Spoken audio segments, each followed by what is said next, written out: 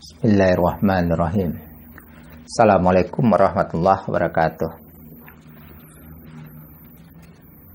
Baik, sebelum mulai mari kita sama berdoa ya kehadiran Allah Subhanahu wa taala. Semoga kita selalu berada dalam petunjuk-Nya dan selalu mampu untuk melakukan seluruh perintah-Nya, menjauh dari segala larangan-Nya. Kemudian salat dan salam sama-sama kita aturkan untuk junjungan kita Nabi besar Muhammad sallallahu alaihi wasallam. Milenialis Islam. Sekarang kita masih akan melanjutkan pembicaraan ringan kita terkait bagaimana karakter Rasul Muhammad sallallahu alaihi wasallam, dan sebenarnya juga adalah karakter dasar dari seluruh nabi dan rasul, karena beliau memang diutus semuanya untuk memperbaiki akhlak umatnya. Setelah keimanan kepada Allah, tidak mensekutukan Allah dengan lain, dan ada beberapa peribadatan yang diperintah, maka risalah para rasul, dakwah para rasul seluruhnya adalah memperbaiki karakter, memperbaiki akhlak, memperbaiki mentalitas. Dan untuk itu memang syarat pertama adalah sifat sabar dan pemaaf.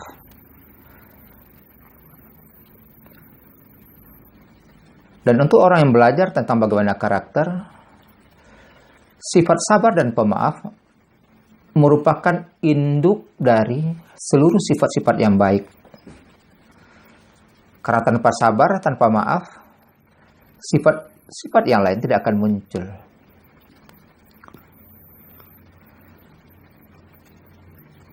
Dalam keseharian kita sering sambil bercanda, guyon sama teman, apa pentingnya kita mencontoh Rasul dalam bersikap. Memang terkadang kita sering mengeluarkan candaan yang agak usil, nyeleneh, keluar dari kebiasaan, dan itu terkadang dianggap berdasarkan logika.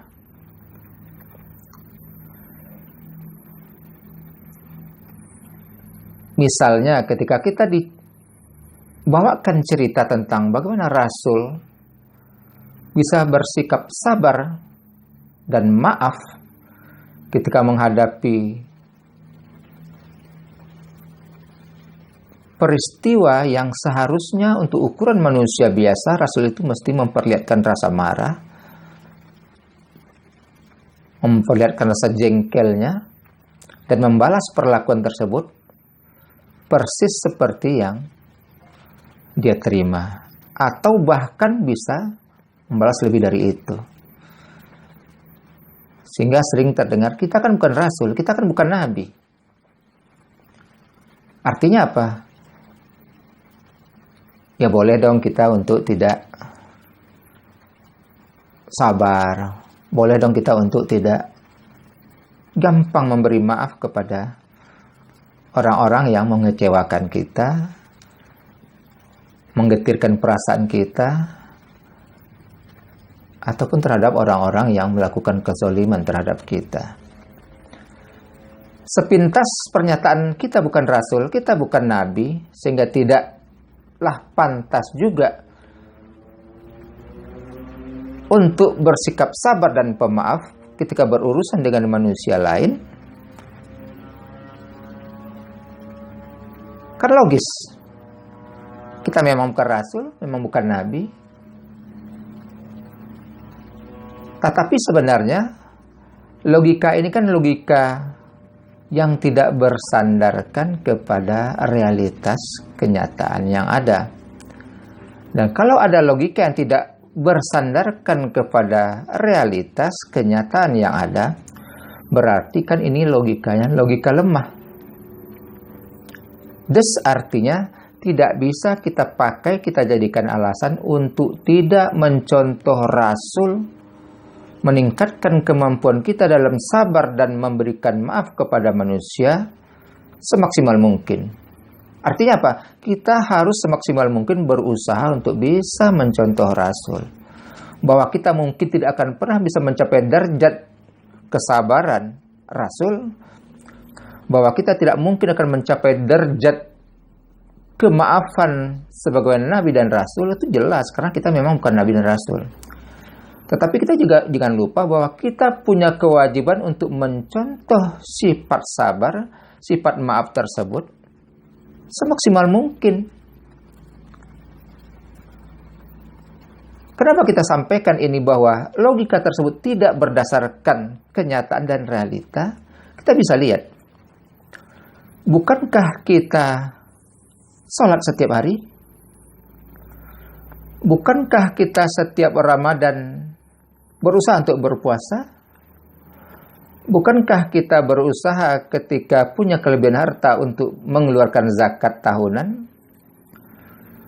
Bukankah kita ketika telah mampu secara finansial dan mampu untuk pergi ke Makkah, kita berusaha untuk menunaikan ibadah haji? Dan bukankah seluruhnya tadi, sholat, puasa, zakat, dan haji itu apa yang juga dilakukan oleh Rasul?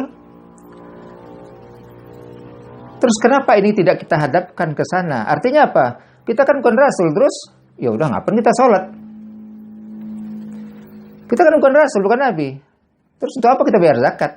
Untuk apa kita puasa? Untuk apa kita menunaikan ibadah haji? Jadi ada logika yang terkesan logis tapi sebenarnya tidak realistis. Logika yang tidak realistis itu tidak bisa dipakai sebagai dasar untuk bertindak. Artinya apa? Kita punya kewajiban untuk mencontoh Rasul dalam bagaimana maaf dan sabar haruslah menjadi pakaian kita. Harus kita usahakan menjadi pakaian kita sehari-hari. Karena sebagaimana telah kita sampaikan di awal, sabar dan maaflah nanti yang akan bisa melahirkan sifat-sifat baik lainnya. Dan sabar dengan maaf ini selalu beriringan. Orang tidak mungkin bisa sabar kalau tidak bisa memaafkan.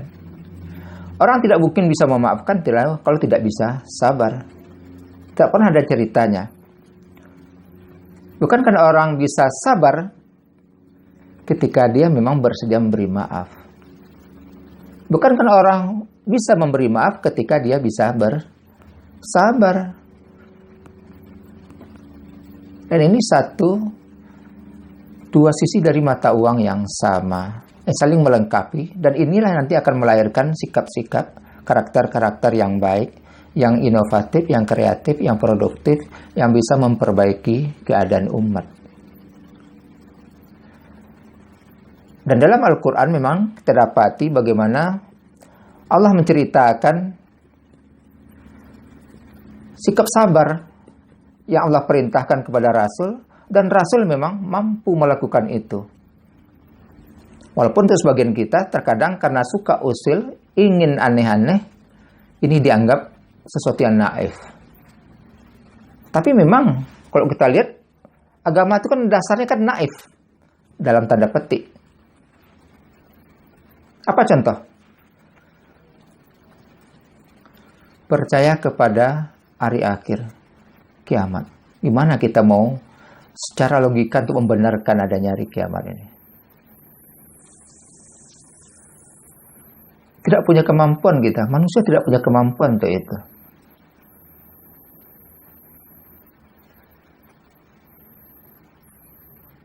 Kita diajar untuk sabar sebagaimana sekarang. Bagaimana kita mau sabar orang begitu zalim terhadap kita? Tetapi kalau kita bicara agama, sabar yang pertama harus kita lakukan. Memang ada beberapa ayat yang membolehkan kita untuk membalas. Membalas pun tidak boleh berlebihan, sepantasnya saja. Tapi kalau ingin dapat kelebihan, dapat keutamaan, dapat kemuliaan yang lebih, maka yang diperintahkan oleh agama adalah maaf dan sabar. Sebagaimana di beberapa ayat nanti kita lihat.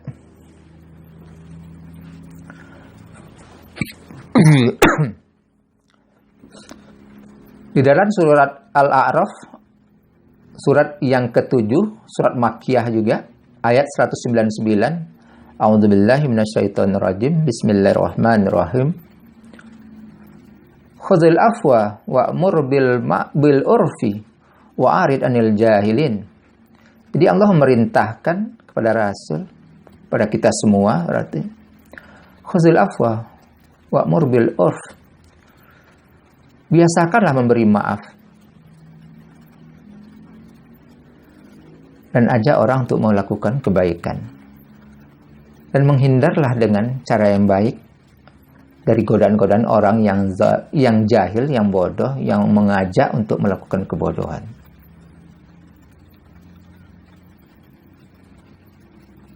Jadi itu perintah. Jadi berlaku sabar, pemaaf itu perintah. Di Ali Imran nanti kita juga lihat. Ali Imran surat yang ketiga ayat 159. Ali Imran surat yang ketiga, surat Madani, artinya secara keseluruhan surat ini turun di Makkah, di Madinah. A'udzubillahi minasyaitonirrajim. Fabima rahmatin minallahi lintalahum wala kunta fazzan ghalidhal qalbi lam faddu min hawlik fa'fu anhum wastaghfir lahum wasawirhum fil amr. Jadi bagaimana? Jadi untuk sabar dan memaafkan ini memang perintah. Jadi kalau ada di antara kita yang menganggap ini anjuran, bukan, ini perintah. Fabima rahmatin minallahi lintalahum, kata Allah.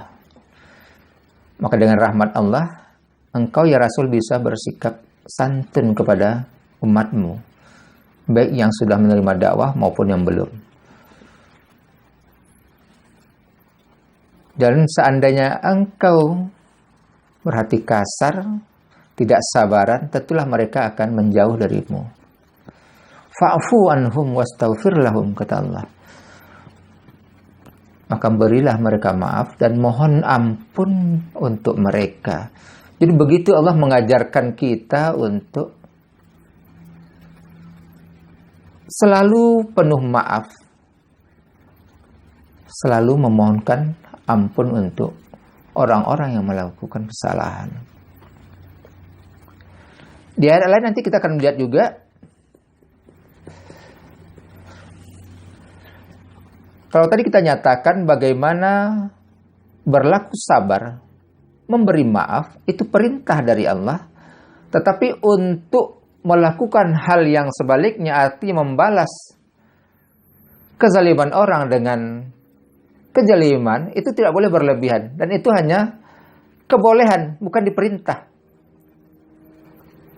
Kalau sabar dan maaf diperintah, tapi kalau membalas kejahatan orang, perilaku zalim orang, itu hanya kebolehan. Kalau dapat apa? Kalau dapat memaafkan, itu yang lebih utama dan lebih mulia di sisi Allah. Contohnya apa? Coba lihat surat An-Nisa, surat yang keempat Madani, surat yang turun di Madinah, ayat 148. A'udzubillahi minasyaitonirrajim. La yuhibbullahul jahra bis-su'i minal qaul illa man zulima. Allah tidak suka perkataan-perkataan kasar yang dinyatakan oleh manusia, kecuali manusia itu dizalimi. Jadi bagaimana Allah mengajarkan kita untuk jadi memang pembinaan karakter itu perintah agama. Dasarnya harus tauhid. Kemudian apa lagi? Karakter. Dan dasarnya bisa karakter muncul adalah setelah sabar dan memberi maaf. Termasuk ketika diperintah untuk memerangi, untuk berperang di jalan Allah juga tidak boleh berlebihan. Lihat surat Al-Baqarah, surat yang kedua, Madani, surat yang turun di Madinah juga, ayat 190. A'udzubillahi minasyaitonirrajim. Wa qatilu fi sabilillahil ladzina yuqatilunakum wa la ta'tadu. Innallaha la yuhibbul mu'tadin. Jadi kata Allah, peranglah di jalan Allah terhadap orang yang memerangi Anda. Tapi jangan berlebihan. Sungguhnya Allah tidak senang, tidak menyukai orang yang berlebihan, termasuk dalam menjalankan perintah. Jadi menjalankan perintah Allah juga tidak boleh berlebihan. Masuk jihad fisabilillah. Wilayah analis Islam, semoga antaran singkat ini mampu memotivasi kita untuk selalu berusaha untuk memperbaiki karakter kita. Karena ini perintah agama, bukan sekedar anjuran, perintah.